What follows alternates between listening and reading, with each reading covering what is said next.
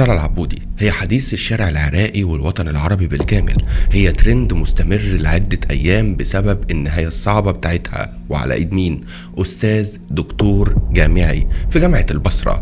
لكن النهاية الغريبة والسيناريو الأغرب لما نلاقيها متغمية العين، وزي ما كان بيحضر لها مفاجأة، نهاية ليها ولينا ولكل الناس. لكن اللي هتعرفوه وتشوفوه معانا النهاردة مش مجرد فيديو لحظة موتها على ايد الاستاذ الجامعي، لا، هي مفتاح السر وكشف اللغز في حلقة جديدة مع يونس محمد.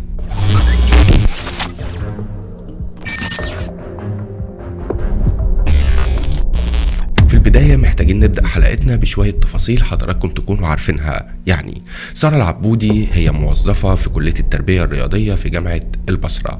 المتهم اسمه درغام التميمي، أستاذ دكتور في نفس الكلية، كلية التربية جامعة البصرة. مش بس كده، ده كمان نسيب محافظ البصرة ويبقى خال عياله.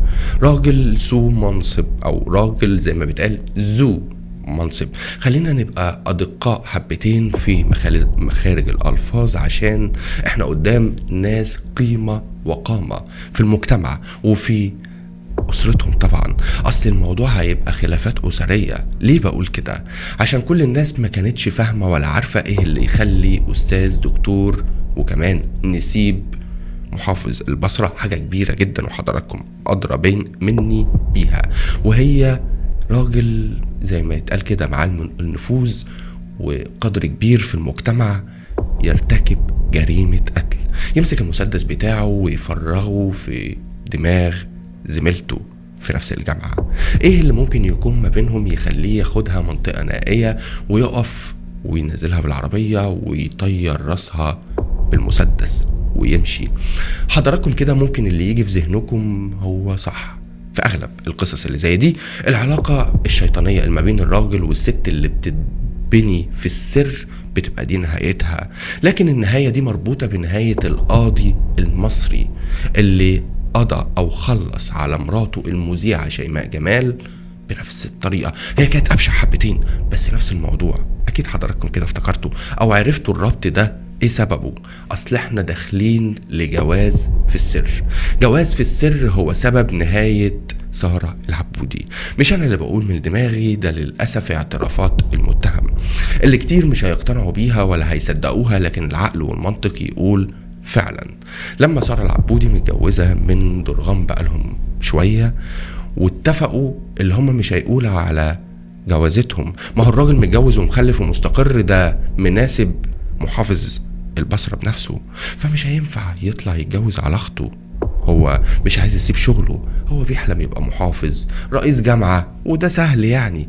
المناصب هتتشكل ما بينهم، لكن الأهم هي ازاي هتتعمل، هي ازاي هتكمل. عشان سارة قررت وبطريقة مفاجأة اللي هي هتعلن خبر جوازهم للعلن، فهنا لازم يشغل دماغه في الشمال في الغلط. ما زي ما اتجوزها في السر ومش عايز الموضوع يكمل، مش قد قراره، وهو مش راجل اصلا، وحق اقول عليه كده، عشان لو راجل عمره ما كان موت مراته بالشكل ده. حتى لو مش مراته، ما ينفعش راجل يجي على واحدة ست.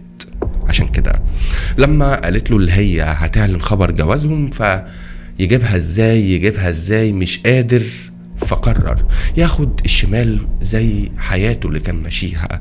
قال لها انا جايب لك فرصة عمل حلوة، مصلحة جميلة، وفي نفس الوقت عامل لك هدية مش هتتوقعيها. وغمى عينيها وراحوا المنطقة اللي انتوا شايفينها دلوقتي، وكان منزلها من العربية وهي متغمية عشان يعمل لها المفاجأة، وهي يطير راسها بطبنجته.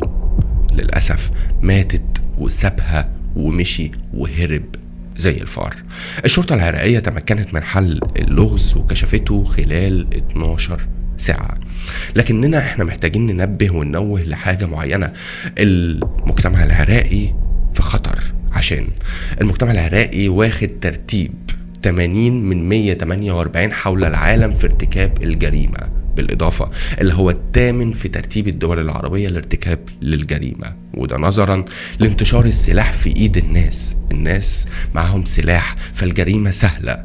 لكن جريمتنا النهاردة مش مجرد ناس عاديين، ناس أصحاب نفوذ جدا، عشان الموضوع كان ممكن يعدي لولا اللي كمان الإعلام والسوشيال ميديا ما خلاش حاجة. وده اللي خلى محافظ البصرة بنفسه يطلع ويعلن ويقول إن المتهم ده خلع عيالي، لكن ما فيش حد فوق القانون.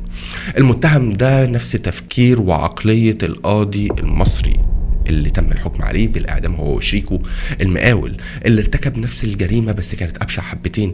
مراته اللي كان متجوزها في السر اللي هي شيماء جمال المذيعة، لما قررت اللي هي تعلن خبر جوازهم برغم اللي كان فيه بيزنس ما بينهم، قرر اللي يخلص منها عن طريق اقنعها اللي في بيزنس هيعمله وفي مزرعه هيأجرها، استدرجها نفس القصه لحد المكان المزرعه، وكان محضر لها الحفره ورماها في الحفره بعد ما ضربها بالنار ورمى عليها ماده كاوية عشان يخفي ملامح الجثه تماما.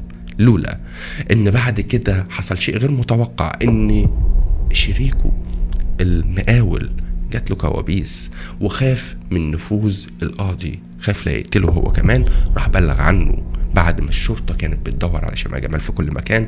لكن سبحان الله، ربنا اسمه العدل، وعدل ربنا بيتحقق في الأرض عن طريق حاجات بسيطة قوي غير متوقعة. لكن لو جينا دورنا على اللغز، هو موجود في كل واحد بيرتكب الجريمة. مفكر اللي هو بيعمل الجريمة الكاملة، مفكر اللي هو مفيش زيه، اللي هو مفيش حد يقدر يعمل اللي هو بيعمله. وللأسف بتبقى متكررة حتى لو جديدة. ربنا رايد يحقق العدل في الدنيا وفي الآخرة. أهلا بيكم في اللغز مع يونس محمد. كنت لازم قبل ما نختم الحلقة أقدم التحية للشعب العراقي ولكل الدول العربية، لكن العراقيين ليهم معزة خاصة على قلبي، وده اللي خلاني أطلع أتكلم في قصة سارة العبودي.